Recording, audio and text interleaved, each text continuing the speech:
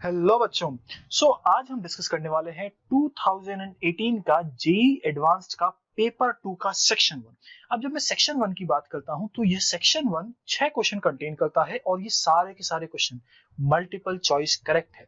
अब यहाँ पे मल्टीपल चॉइस क्वेश्चंस के अंदर हमारे पास पार्शियल मार्किंग होती है। कहने का मतलब क्या है कि अगर आपने सही क्वेश्चन एक क्वेश्चन के अंदर सही ऑप्शन टिक किया है तो अगर आपने सारे सही ऑप्शन ना भी टिक किए हो तो जितने सही ऑप्शन आपने टिक किए हैं उस हिसाब से आपको मार्क्स मिल जाएंगे। बट एक थोड़ा सा कैची पॉइंट ये है कि अगर आपने उनमें से कोई भी ऑप्शन में से गलत वाला भी मार्क कर दिया तो आपके नेगेटिव हो जाएंगे। तो हमेशा हमें ये श्योर होके ऑप्शंस को मार्क करना है कि वो 100% सही है। भले से कोई सही ऑप्शन छूट जाए लेकिन कोई गलत ऑप्शन हमसे सिलेक्ट ना हो जाए। इस चीज का बहुत अच्छी तरीके से हमें ध्यान रखना पड़ता है। तो चलिए आज के लेक्चर में हम उस सेक्शन 1 के जो 6 क्वेश्चंस हैं मल्टीपल चॉइस क्वेश्चंस उनको देखते हैं। अब बात करते हैं हम पहले क्वेश्चन की।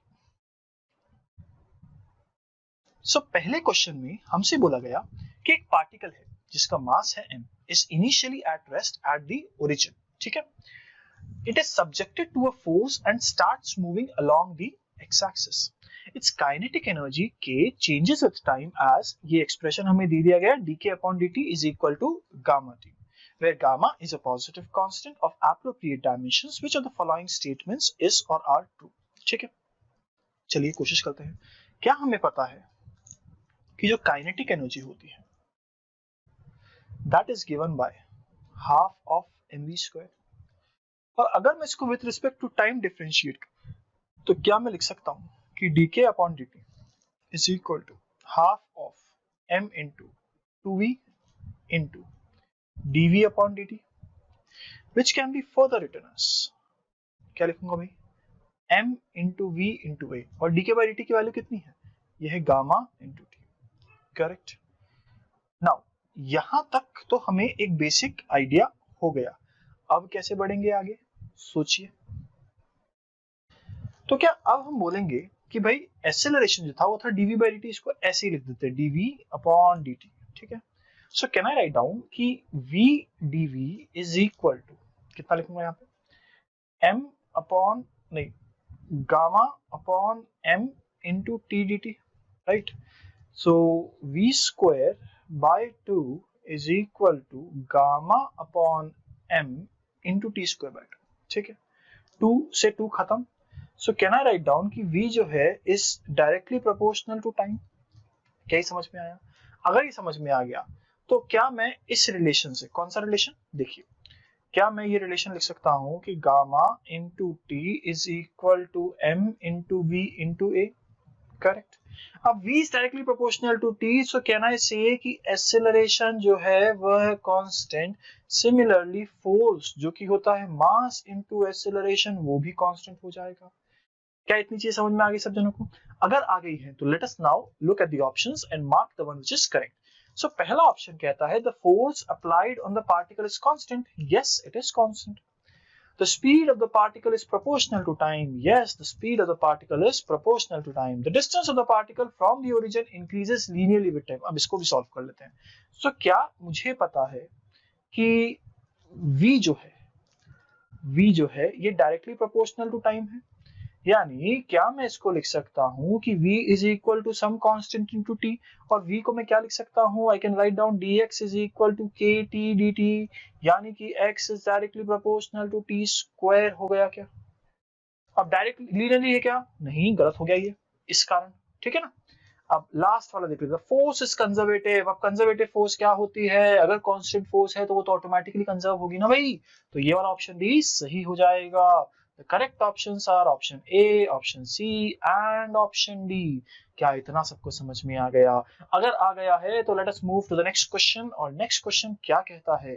next question कुछ तो कहेगा। क्या कहेगा? Consider a thin square plate floating on a viscous fluid on a large tank। ठीक है भाई, the height of the liquid in the tank is much less than the width of the tank। The floating plate is pulled horizontally with a constant velocity u0। Which of the following statements are true? तो भाई देखिए, क्या मुझे पता है कि अगर मेरे पास ये एक प्लेट है, करेक्ट, और ये मेरे पास फ्लोर है जिसके ऊपर सपोज कुछ लिक्विड है, मैं लिक्विड को पानी की गिलास बनाता हूँ। सो लेट अस से कि यहाँ पे कुछ लिक्विड है, यहाँ पे कुछ लिक्विड है, okay, here we have some of the other liquid, right? so यहाँ पे कुछ लिक्विड है। अब क्या मैं कह सकता हूँ कि भाई अगर मैं यहाँ से फोर्स लगाऊंगा और ये वाली वैल्यू कुछ कुछ कितनी दे रखी है यहाँ पे, h दे रखी है, राइट? सो h दे रखी है। So can I write down कि जो रेजिस्टिव फोर्स होगा वो होगा E का A dv क्या होता है, बॉटम पॉइंट की वेलोसिटी और इस पॉइंट की velocity which is equal to u naught upon dy क्या होता है, डिफरेंस बिटवीन द हाइट, मतलब बेसिकली सो ये होगी वैल्यू, ठीक है ना? मैं इसके मॉड्यूलस की बात कर रहा हूँ, करेक्ट? अब क्वेश्चन कहता है, और यही मेरी रेजिस्टिव फोर्स है, राइट? जैसा कि मैंने पहले भी बताया था, ये है मेरी रेजिस्टिव फोर्स। क्या लिखेंगे? The resistive force of a liquid of the plate is directly inversely proportional to h। बिल्कुल सही बात है, इनवर्सली है। The resistive force of a liquid on the plate is independent of the area of the plate. भाई ये तो गलत हो गया, directly proportional to area of the plate है। Tangential stress on the floor of the tank increases with mu nought. अगर u not बढ़ेगा तो क्या टेंजेंशियल स्ट्रेस बढ़ेगा? बिल्कुल सही बात है। The tangential shear stress on the plate varies linearly with the viscosity of the liquid। बिल्कुल सही बात है, linearly vary कर रहा है। तो looking at the correct options, option A सही हो जाएगा, ऑप्शन C सही हो जाएगा एंड ऑप्शन D सही हो जाएगा। और अगर ये समझ में आ गया है तो हम आगे बढ़ सकते हैं। ये पर्टिकुलर क्वेश्चन फ्लूइड्स का है। फ्लूइड्स के अंदर भी हम लोग थोड़ा सा विस्कोसिटी एंड वाले सेक्शन की बात करते हैं, उससे डील करता है। डायरेक्ट फॉर्मूला बेस्ड क्वेश्चन है। चलिए आगे बढ़ते हैं। एक infinitely long thin non conducting wire है which is parallel to the z-axis and carries a uniform line charge density lambda. It pierces a thin non-conducting spherical shell जिसका radius क्या है? r है। In such a way that the arc PQ subtends an angle of 120 degree at the center O of the spherical shell, as shown in the figure. The permittivity of free space is epsilon naught. Which of the following statements are true? चलिए भाई कोशिश करते हैं इस question को solve करने की। क्या मैं कह सकता हूँ कि अगर मैं इससे परपेंडिकुलर बनाऊंगा तो क्या ये वाला जो एंगल होगा ये होगा 60 डिग्री, और ये वाली जो साइड होगी ये होगी r sin 60 degree which is equal to r√3/2, और क्या ये वाला हिस्सा भी r√3/2 होगा?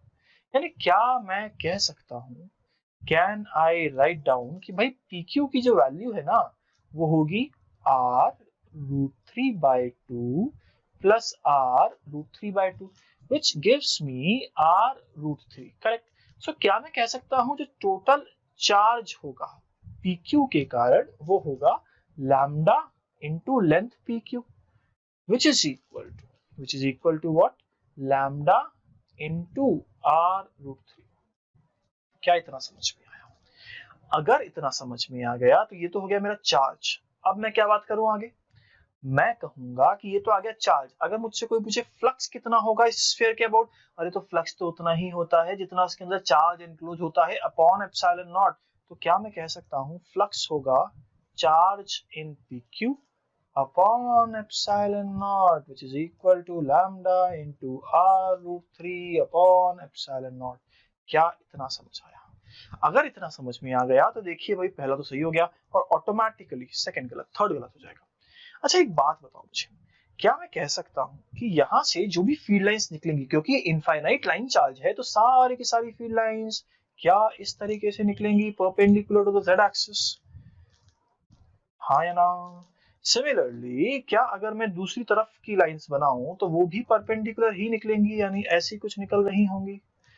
मैंने बहुत कम लाइंस बनाई है, ऐसी इनफाइनाइट लाइंस होंगी। तो क्या मैं कह सकता हूं इन सारी लाइंस का z कंपोनेंट 0 होना चाहिए? दिस इज डेफिनेटली, मतलब for sure, this must happen, correct? और अगर ऐसा है तो मैं क्या कहूंगा, ऑप्शन बी पढ़े, the z component of the electric field is 0 at all points on the surface shell. बिल्कुल सही बात है। The electric field normal to the surface shell. अच्छा अब ये ऑप्शन डी क्या बोलता है? इलेक्ट्रिक फील्ड नॉर्मल है। अरे भाई हो ही नहीं सकती, क्यों नहीं हो सकती? क्योंकि z कंपोनेंट तो है ही नहीं, तो ऑप्शन डी गलत हो जाएगा। Hence the correct answer becomes option A and option B. I hope सबको समझ में आ गया है। अगर आ गया है तो let us move to the next question. Next question क्या कहता है? Next question कहता है, ऑप्टिक्स का क्वेश्चन है ये, आसान क्वेश्चन आया। The wire is bent in the shape of a right angled triangle and is placed in front of a concave mirror जिसकी focal length है f as shown in the figure. Which of the following figures shown in the four options qualitatively represents the shape of the image on bent wire? अच्छा, अब एक चीज तो मुझे बहुत अच्छी तरह पता है, क्या पता है कि सारी की सारी ऑप्शन एबीसीडी में लाइन दे रखी है, तो अगर मुझे दो इस ऑब्जेक्ट के अंदर दो पॉइंट्स बना दूं मैं इमेज के, तो उन दोनों पॉइंट्स को ज्वाइन करूंगा, वही मेरी फाइनल होगी। तो लेट अस से कि एक पॉइंट तो अपना यहाँ पे रखा है, एक पॉइंट यहाँ पे रखा है, ऑब्जेक्ट की बात कर रहा हूं मैं 1 2 3। तो क्या सबसे पहली जो रे निकलेगी 1 2 3 तीनों से, वो ऐसी निकलेगी, और ऐसी निकलने के बाद क्या होगी, ये इस तरीके से निकल जाएगी parallel to the principal axis. क्या हमें ये पता है क्या? अगर पता है तो क्या मैं इसको पीछे एक्सटेंड कर दूंगा, और जो इमेज बनेगी वो गारंटी एक तो इसी पे बनेगी, मतलब 1 2 3 तीनों इसी पे बनेगी। अब मैं दूसरी लाइन ड्रॉ करता हूँ, देखना भाई सब बच्चे देखना। क्या अगर मैं एक लाइन ऐसे ड्रॉ करूं तो ये भी ऐसे निकलेगी? क्या इतना पता है? तो थर्ड का तो ये वाला पॉइंट बनना चाहिए। मानते हो ये बात सब जने? अगर मानते हो तो let us talk about the second वाला। तो सेकंड वाला होगा वो ऐसे कुछ जा रहा होगा, और ये ऐसे कुछ निकल रहा होगा। सो क्या मैं कहूंगा कि भाई सेकंड वाला यहां बनेगा? बताइए भाई, क्या किसी को भी कोई भी दिक्कत? अब मैं बात करता हूँ फर्स्ट वाले की। तो फर्स्ट वाला, इसको मैं फर्स्ट को हल्का सा ऊपर बनाता हूँ ताकि बन पाएगा आपसे ढंग से, वरना इन्फिनिटी बन जाएगी। ये ऐसे करके बनाता हूँ, तो क्या ये वाला यहाँ कहीं बनेगा? तो आप देख सकते हैं ये 1 2 3 वाली जो लाइनें हैं सारी की सारी ऐसी बनेगी। देख लीजिए ऑप्शंस क्या है। ए गलत, बी गलत, सी गलत, डी सही। Hence the correct answer becomes option D। अगर आपको इतना क्लियर है, अगर आपको इतना समझ में आ गया है, तो आगे बढ़ते हैं। इन अ रेडियोएक्टिव डीके चेन, थोरियम जो है वो डीके होता है लेड में, और कुछ अल्फा पार्टिकल्स निकलते हैं, कुछ बीटा पार्टिकल्स निकलते हैं। हमें बताने हैं कितना अल्फा निकलते हैं और कितना बीटा निकलते हैं। तो बड़ा सिंपल सा क्वेश्चन है देखा जाए तो, एडवांस लेवल के हिसाब से। क्या कहा गया हमसे? थोरियम है 232 उसका एटॉमिक मास है, 92 उसका एटॉमिक नंबर है, दिस decays into lead 212 उसका एटॉमिक मास, 82 उसका atomic number, plus alpha particle तो He42। मैं मान लेता हूं ये है कुछ a number of particles, plus beta particles E0-1, zero यहां लिख रहा हूं, और ये मान लेता हूं कुछ बी है। तो क्या मैं कह सकता हूं शैल आई राइट डाउन कि ये जो 232 है ये किसके बराबर है? ये बराबर है 212 plus 4a plus 0 into B के बराबर। क्या इतना समझ में आया? और क्या मैं एटॉमिक नंबर की बात कर रहा हूं? बेसिकली मैंने किया क्या, मैं नंबर ऑफ न्यूक्लियॉन्स इक्वल किया, नंबर ऑफ प्रोटॉन्स इक्वल कर रहा हूं, या नेगेटिव चार्ज इक्वल करो, कुछ भी कह दो आप उसको। 82 plus 2a plus -1 into b. So क्या यहां से आई कैन इजीली से कि the value of a must be 5। देख लो, and यहां से I can easily say the value of B must be 2। Hence the final answer for this particular question becomes कहां गया भाई, कितना बन जाएगा? इससे लिखते हैं, नहीं इससे नहीं, इससे लिखते हैं, कितना बन जाएगा? सो भाई n ऑफ अल्फा पार्टिकल्स आ गए 5, and n of beta particles कितने आ गए बच्चों? 2 आ गए। Hence option A becomes correct and option C becomes correct। The final answer are option A and option C। चलिए लास्ट क्वेश्चन की तरफ बढ़ते हैं हम लोग। In an experiment to measure the speed of sound by a resonating air column, a tuning fork जिसकी frequency दे रखी है 500 Hz is used। The length of the air column is varied by changing the level of water in the resonance tube। Two successive resonances are heard in air columns of length 50.7 cm and 83.9 cm। Which of the following is correct? अब जैसा कि हमें समझ में आ रहा है यह question sound waves के अंदर रेजोनेंस ट्यूब एक्सपेरिमेंट का है। अब एक बात ध्यान रखिए, रेजोनेंस वाला जो सेक्शन है वो हमारे एक्सपेरिमेंट्स में भी है, क्लास 11 के अंदर लैब एक्सपेरिमेंट्स के अंदर, इसीलिए इसकी इंपॉर्टेंस बहुत ज्यादा बढ़ जाती है। तो चलिए सॉल्व करते हैं।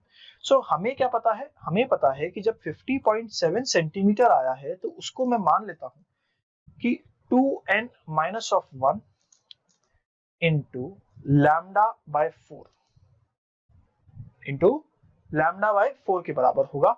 और जब मैं, और हाँ plus and correction E, similarly जब अगला वाला जो आता है 83.9 सेंटीमीटर, तो ये आता है 2n+1 into lambda by 4 plus of and correction. क्या इतना समझ में आया? तो this is equation 1 and this is equation 2। अगर यहां तक सब कुछ क्लियर है, सो क्या मैं कह सकता हूं अगर मैं इक्वेशन 2 को इक्वेशन 1 से सब्सट्रैक्ट कर दूं, सो LHS में क्या आएगा मेरे पास? मेरे पास आएगा 0.2, तो यहाँ पे आ गया, ये आ जाएगा 3 और ये आ जाएगा कितना 33.2 इज इक्वल टू कितना हो जाएगा, ये लैम्डा बाय 2 हो जाएगा। सो can I see the value of lambda is 66.4 centimetre. ये तो क्या आ गई, वेवलेंथ आ गई। तो यहां से तो भाई मेरा एक ऑप्शन तो फटाफट सही हो गया। अगर आपको इतना आ गया समझ में, अगर आपको इतना समझ में आ गया, तो क्या मैं अब आसानी से क्या निकालना है मेरे को? और the speed of the sound determined from this experiment is, एक तो स्पीड ऑफ साउंड निकालनी है और क्या निकालना है, एंड करेक्शन निकालना है। सो चलिए एंड करेक्शन की बात कर लेते हैं। अब जब हमें लैम्डा पता है, जब हमें लैम्डा पता है, तो क्या मैं कह सकता हूं, फर्स्ट इक्वेशन में डालता हूं, तो 50.7 is equal to 2n-1 into lambda by 4 plus e। अब सोचो लैम्डा की वैल्यू कितनी है, 66.4।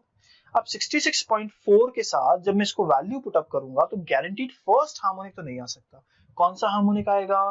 थर्ड हार्मोनिक आएगा। तो चलिए भाई इसको सॉल्व करिए थर्ड हार्मोनिक के साथ। तो थर्ड हार्मोनिक आते ही ये वाला ऑप्शन गलत हो जाएगा। इसको सॉल्व करेंगे तो e की वैल्यू निकल के आती है minus of 0.9 centimetre, which makes end correction equal to 0.9। ये भी सही हो गया। अब क्या करेंगे?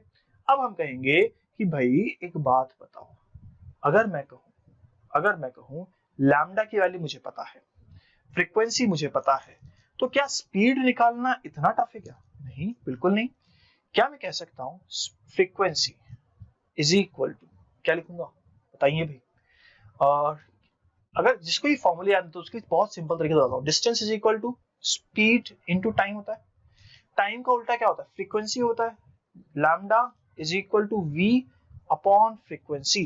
तो क्या मैं v की वैल्यू लिख सकता हूं, फ्रीक्वेंसी कितनी है 500 और लैम्डा कितना है भाई? लैम्डा कितना है? लैम्डा है 66.4। इसको सॉल्व करते हैं तो we get this as 332 metre per second, और ये मेरे पास जो 332 मीटर पर सेकेंड, और ये मेरे पास फाइनल आंसर आ गया। Hence this is also correct.